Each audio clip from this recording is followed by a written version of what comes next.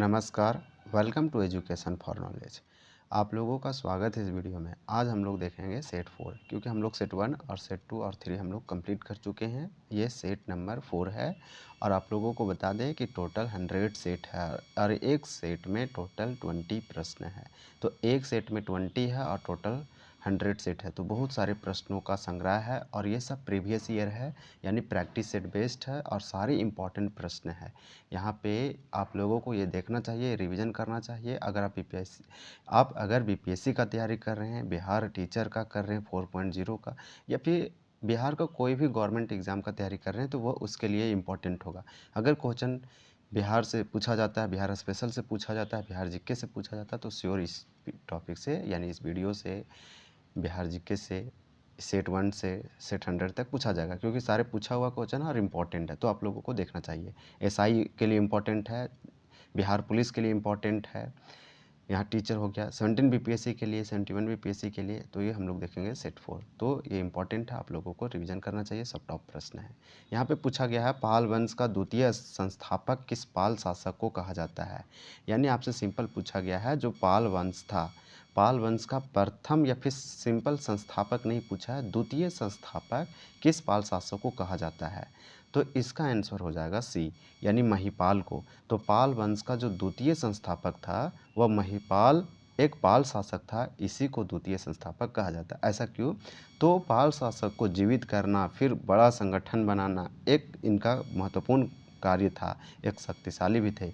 लेकिन आप लोगों को ये याद होना चाहिए, अगर ये क्वेश्चन पूछता है द्वितीय संस्थापक पाल वंश के किस पाल शासक को कहा जाता है, तो वह हो जाएगा महिपाल।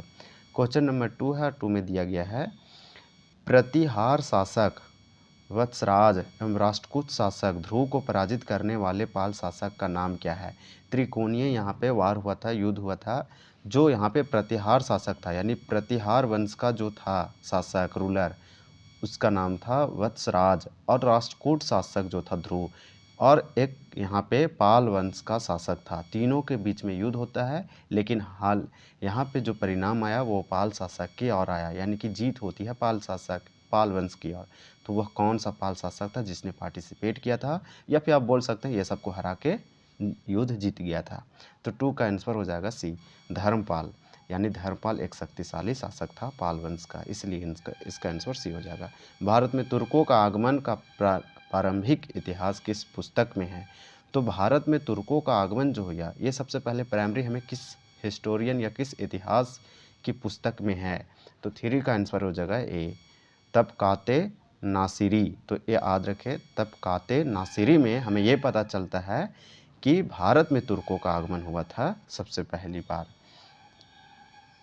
नेक्स्ट देखेंगे, क्वेश्चन नंबर दिया है 4 और 4 में है, अकबर के समय में कानून बनाकर किस प्रथा को निषिद्ध कर दिया गया था। आपसे सिंपल पूछा जा रहा है, ऐसा कौन सा कानून है, लॉ है या नियम है जिसको अकबर के समय बनाया गया और उसको प्रोहिबिटेड किया गया, यानी कौन सा ऐसा प्रथा था चलती आ रही थी लेकिन उसे निषिद्ध कर दिया गया, रोक दिया गया वो, क्योंकि वो गलत था। तो 4 का आंसर जो हो जाएगा बी।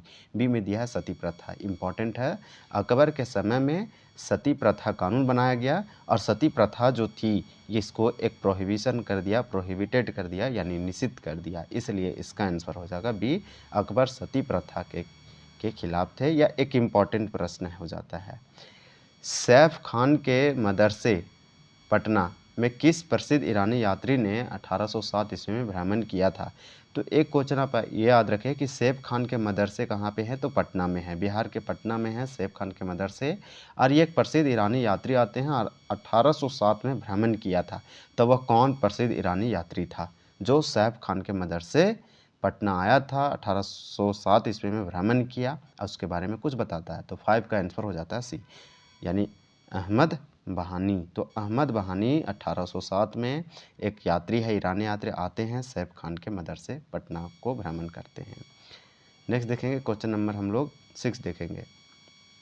6 में आपसे पूछा जा रहा है, किस प्रसिद्ध जर्मन शोधकर्ता ने मिथिला चित्रकला पर शोध कार्य किया। वह कौन सा फेमस जर्मन रिसर्चर था जिसने मिथिला चित्रकला यानी जो मिथिला पेंटिंग है, तो इस पेंटिंग पर एक रिसर्च वर्क अपना करता है, रिसर्च कार्य करता है। तो वही आपसे पूछा जा रहा है कि जर्मन शोधकर्ता वो कौन था जिसने मिथिला चित्रकला पर शोध कार्य किया। तो 6 का आंसर हो जाएगा ए, एरिक स्मिथ। तो एरिक स्मिथ आप याद रख सकते हैं सिर्फ स्मिथ। स्मिथ जो था एक जर्मन शोधकर्ता था, रिसर्चर था, जो मिथिला चित्रकला पर आके शोध कार्य करता है। इंपॉर्टेंट क्वेश्चन है, ऐसे ऐसे क्वेश्चन पूछे जाते हैं क्योंकि स्टैटिक है, स्टैटिक कभी चेंज नहीं होगा। कली, तो कली का अंश सर्वछत्रातंक और परशुराम का दूसरा अवतार भार्गव, एकराट आदि किस राज को कहा जाता है। तो ये सब नामों किस राज यानी कि किस राजा को कहा जाता है। तो यहाँ पे लिखा है परशुराम का दूसरा अवतार। वह कौन सा राजा है जिसको परशुराम का दूसरा अवतार कहा जाता है? कौन सा राजा है जिसको भार्गव कहा जाता है? कौन सा राजा जो एकराट आदि के नामों से, इतने नामों से वह कौन सा इतने ग्रेट या फिर बोल सकते हैं प्रसिद्धि पाया है, इतने नामों से उसको जाना जाता है। तो 7 का आंसर हो जाएगा डी, यानी कि महापद्मानंद। जो महापद्मानंद है इसे परशुराम का दूसरा अवतार, भार्गव, एकराट आदि, कली, तो कली का अंश और सर्वोच्च तांत्रक, इस ये सब नामों से जाना जाता है। तो इसलिए इसका आंसर हो जाएगा महापद्मानंद, यानी आंसर डी। क्वेश्चन 8 है, मगध की राजधानी पाटलिपुत्र से वैशाली हस्तांतरित करने वाले राजा का नाम क्या है? वह कौन सा राजा था? वह कौन सा रूलर शासक था जिसने मगध की राजधानी थी पाटलिपुत्र, लेकिन पाटलिपुत्र से ट्रांसफ़र कर दिया वैशाली। तो वैशाली यानी कि पाटलिपुत्र से वैशाली राजधानी ले जाने वाला वह राजा शासक कौन था? जो मगध की राजधानी थी पाटलिपुत्र अब हो गई थी वैशाली। तो यह जो शासक था यह शिशुनाग था। शिशुनाग ने ऐसा काम किया, ये बीपीएससी के द्वारा क्वेश्चन पूछा गया है, ये इंपॉर्टेंट क्वेश्चन है। शिशुनाग ही क्या करता है? मगध की राजधानी पाटलिपुत्र से वैशाली ले जाती है। पाटलिपुत्र को किस राजा ने सर्वप्रथम मगध की राजधानी बनाया? तो पाटलिपुत्र यानी आगे चल के जो पटना कहलाया, पाटलिपुत्र की स्थापना शेरशाह सूर्य ने करवाया। आपसे पूछा जा रहा है पाटलिपुत्र को किस राजा ने सबसे पहली बार मगध की राजधानी बनाया, यानी मगध की राजधानी पाटलिपुत्र बनाने वाला वह कौन सा रूलर था, राजा था या शासक था? तो 9 का आंसर हो जाएगा सी, यानी उदयन। ये सब क्वेश्चन बहुत ही टॉप लेवल का क्वेश्चन है, ऐसे ही क्वेश्चन पूछे जाते हैं अगर इजी क्वेश्चन पेपर आया तो। किस राजा ने पाटलिपुत्र बसाया था? तो पाटलिपुत्र किस राजा ने बसाया था? तो 10 का हो जाएगा ए, उदयन। और उदयन क्या किया? मगध की पहली सर्वप्रथम मगध की राजधानी बनाता है पाटलिपुत्र। तो यहाँ पे पाटलिपुत्र को बसाने वाला शासक भी उदयन था। और इस क्वेश्चन को आप देखिएगा तो 9 में भी यही पूछा गया था, पाटलिपुत्र को किस राजा ने सर्वप्रथम मगध की राजधानी बनाया? तो ये था उदयन। क्वेश्चन नंबर 11 है, भगवा चौर। तो भगवा चौर बिहार के किस ज़िले में स्थित है? तो भगवा चौर मतलब ये झील उल से रिलेटेड है। तो भगवा चौर बिहार में किस ज़िले में स्थित है? तो 11 का आंसर हो जाएगा सी, सहरसा में है। भगवा चौर सहरसा में है, बिहार के यह एक जिला है। क्वेश्चन नंबर 12 है, द्वितीय अफगान साम्राज्य के संस्थापक के रूप में किस शासक को जाना जाता है? तो द्वितीय अफगान साम्राज्य, यहाँ पे प्रथम अफगान साम्राज्य नहीं, आपसे पूछा जा रहा है द्वितीय अफगान साम्राज्य के संस्थापक के रूप में किस शासक को जाना जाता है? तो यह शासक हैं शेरशाह। द्वितीय अफगान साम्राज्य के संस्थापक के रूप में शेरशाह को जाना जाता है। और शेरशाह एक राजा था, रूलर था, शासक था। अकबर का अग्रदूत किस शासक को कहा जाता है? तो अकबर का अग्रदूत कौन है या कौन सा शासक था, रूलर था?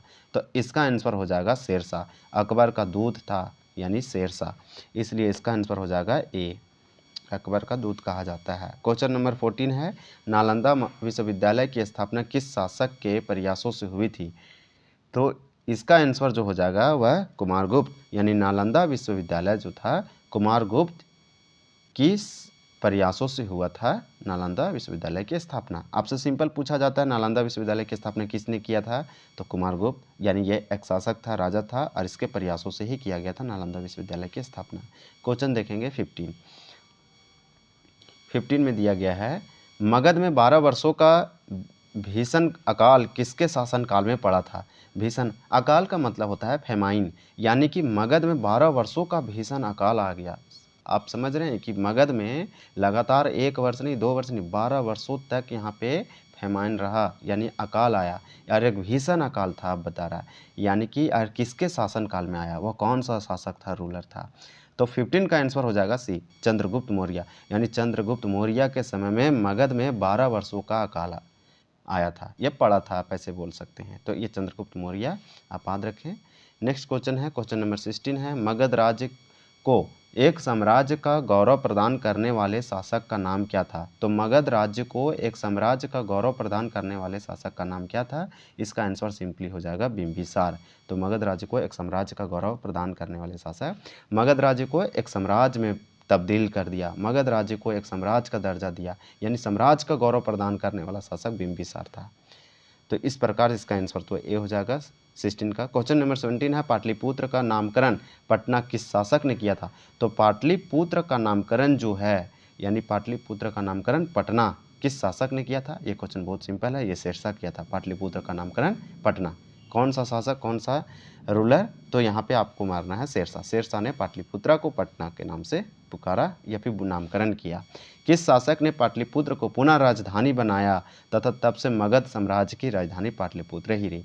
जैसे में क्या हुआ कि मगध की राजधानी पाटलिपुत्र थी, पाटलिपुत्र से वैशाली कर दिया गया, लेकिन फिर वैशाली से पाटलिपुत्र बना दिया गया मगध की राजधानी। तो वही आपसे पूछा जा रहा है कि किस शासक ने पाटलिपुत्र को फिर से राजधानी यानी पुनः राजधानी बनाया और तब से मगध साम्राज्य की राजधानी पाटलिपुत्र ही रही हमेशा के लिए। तो 18 का आंसर हो जाएगा डी, यह था कालाशोक। बहुत इंपॉर्टेंट क्वेश्चन है, 18 का आंसर हो जाएगा डी। कालाशोक के समय में बौद्ध संगीत भी होता है, सम्मेलन होता है। सासाराम स्थित शेरशाह का मकबरा किस शैली का सर्वश्रेष्ठ नमूना है। तो सासाराम में है, सासाराम कहाँ पड़ता है, तो रोहतास में पड़ता है। रोहतास का एक जगह है, रोहतास एक ज़िला है बिहार में, और बिहार का ही एक जगह है उसी ज़िला में सासाराम, और सासाराम में है शेरशाह का मकबरा। तो आपसे पूछ सकता है शेरशाह का मकबरा कौन सा शासक का है, तो शेरशाह सूर्य से संबंधित है। और शेरशाह सूर्य का मकबरा कहाँ है, ये भी पूछ सकता है, तो सासाराम। तो किस शैली की सर्वश्रेष्ठ नमूना है, ये क्वेश्चन आप टॉप में रख सकते हैं। ये क्वेश्चन कभी नहीं पूछा गया, तो पूछा जा सकता है, ये इंपॉर्टेंट है। तो यह किस शैली में बनाया गया था, तो 19 का आंसर हो जाएगा सी। आप ऐसे याद रखें, ये सब था, ये द्वितीय अफगान साम्राज्य के संस्थापक थे शेरशाह सूरी। तो इसलिए यहाँ पे जो शैली का निर्माण करवाया गया था, यानी जिस शैली के तहत बनाया गया वह था अफगानी शैली, क्योंकि ये लोग थे अफगान। यानी कि क्वेश्चन आंसर हम लोग देखेंगे 20, और इस वीडियो का ये हो जाएगा लास्ट क्वेश्चन। चर्वक दर्शन का विकास किस संप्रदाय ने किया था। तो चर्वक दर्शन का जो विकास हुआ, डेवलपमेंट हुआ, वह किस संप्रदाय कम्युनिटी में किया गया था। तो 20 का आंसर हो जाएगा ए, लोकायतन हो जाएगा इसका, लोकायतन। तो इस प्रकार से इसका आंसर 20 का ए होगा। हम सारे क्वेश्चन इसमें डिस्कस किए, ये सारे टॉप है, आपको इसका रिवीजन करना चाहिए। अगर वीडियो पसंद आया है तो चैनल को आप जरूर सब्सक्राइब करें, कमेंट करें। Thank you for watching this video.